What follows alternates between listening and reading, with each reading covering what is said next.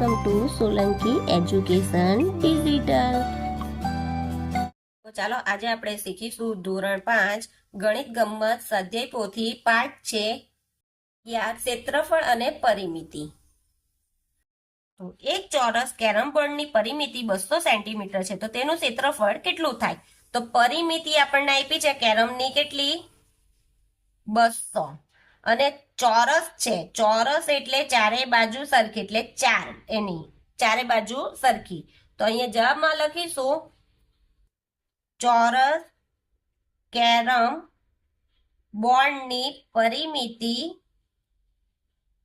બરાબર લંબાઈ વત્તા લંબાઈ કેટલી વાર આવશે? 4 વાર। ચોરસ છે એટલે તો અહીંયા 200 પરિમિતિ આવશે, લંબાઈ કેટલી ચોરસ આપ્યું 4 બાજુ આવશે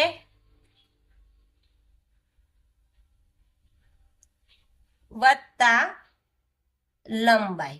હવે લંબાઈ બહાર કાઢી તો 200 આ બાજુ આવશે ને 4 કઈ જશે? નીચે, એટલે 5 ચોક 20 એટલે કેટલા આવ્યા? 50 લંબાઈ આવી।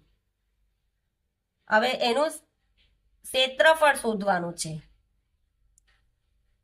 તો ક્ષેત્રફળ બરાબર લંબાઈ ગુણ્યા લંબાઈ। તો લંબાઈ કેટલી આપી છે? 50, તો 50 ગુણ્યા 50 એટલે 5 5 25 ને 2 મીંડા એટલે 2500 ચોરસ સેન્ટીમીટર।